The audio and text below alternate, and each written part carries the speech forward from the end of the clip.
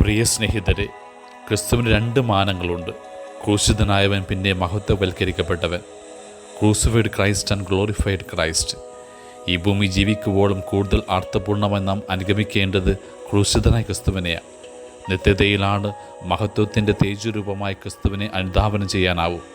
ആരാണ് ഈ ക്രൂശിതൻ? ഒരു രാത്രി ഇടവേളയിൽ ബന്ധനസ്ഥനായവൻ, തടവുമുറിയുടെ ഇരുട്ടിൽ തള്ളപ്പെട്ടവൻ, കള്ളസാക്ഷ്യത്തിന് ഇരയായവൻ. അവൻ്റെ മുഖത്ത് അടിച്ചിട്ടുണ്ട്, തുപ്പിയിട്ടുണ്ട്, മുൾക്കിരീടം വെച്ച് പരിഹസിച്ചിട്ടുണ്ട്, ചമ്മട്ടികൾ കൊണ്ട് അടിച്ചിട്ടുണ്ട്, മാരകമായി കുരിശ് ചുമലിലെടുത്ത് വെക്കേണ്ടി വന്നിട്ടുണ്ട്, നഗ്നനാക്കിയിട്ടുണ്ട്, കരപാതങ്ങൾ ആണികൊണ്ട് തറച്ചിട്ടുണ്ട്, പരിഹസിച്ചിട്ടുണ്ട്. അങ്ങനെ എല്ലാവിധ നിന്ദാപമാനങ്ങളുടെയും കടന്നുപോയി കുരിശിൽ കൊല്ലപ്പെട്ടവനാണ് ക്രൂസിഫൈഡ് ക്രൈസ്റ്റ്. പക്ഷേ അവനെ ഓർത്ത് ലജ്ജിക്കാനല്ല, അഭിമാനം കൊള്ളാനാണ് നാം ഇനിയും ശീലിക്കേണ്ടത്. വിശുദ്ധ പൗലോസ് അപ്പോസ്തലൻ്റെ മുഴുവൻ പ്രസംഗങ്ങളുടെയും അന്തഃസത്ത ക്രൂശിതനായ ക്രിസ്തുവിനെ കുറിച്ചായിരുന്നു എന്നോർക്കണം.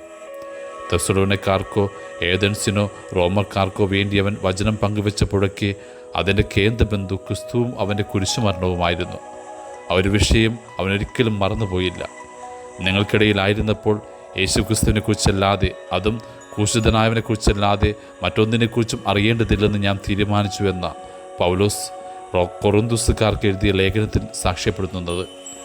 പല വിധത്തിൽ നമുക്ക് ക്രിസ്തുവിനെ അനുഗമിക്കാം. എന്നാൽ അവൻ്റെ മനസ്സറിഞ്ഞ് അനുഗമിക്കണമെങ്കിൽ, ദൈവം ആഗ്രഹിക്കുന്നത് പോലെ പിൻചൊല്ലണമെങ്കിൽ, പാപമോചനത്തിന് രക്ഷീണ വഴിയെ അത് മാറണമെങ്കിൽ ക്രൂശിതനായ ക്രിസ്തുവിനെയാണ് നാം അനുഗമിക്കേണ്ടത്. പുരോഗമനവാദികളായ ചിലർ അവർക്കിണങ്ങിയ രീതിയിൽ ക്രിസ്തുവിന് പൊതുവിശേഷങ്ങൾ നൽകാറുണ്ട്.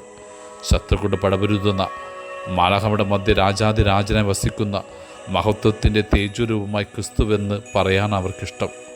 ലോകത്തിൻ്റെ മനോഭാവത്തിൽ ഇണങ്ങുന്ന ക്രിസ്തുവിനെ രൂപപ്പെടുത്തിയെടുക്കുവാൻ എളുപ്പമാണെന്ന്, അവനെ അനുഗമിക്കാൻ അതിനേക്കാൾ എളുപ്പമാണ്. എന്നാൽ പരാജയപ്പെട്ട് മരിച്ച ക്രിസ്തുവിനെ ഉൾക്കൊള്ളാൻ പലർക്കും ഇനിയും കഴിഞ്ഞിട്ടില്ല. ലോകത്തിന് ഇന്നും അവനെ മനസ്സിലാക്കാൻ പ്രയാസമാണ്. The world still doesn't understand him today. പരസ്പരം കലഹിക്കുന്ന ലോകത്ത്, കോപവും വിഷാദവും പെരുകുന്ന സാഹചര്യത്തിൽ സഭ ധീരതയോടെ പ്രഘോഷിക്കേണ്ടത് ക്രൂശിതനായ ക്രിസ്തുവിനെ കുറിച്ചാണ്.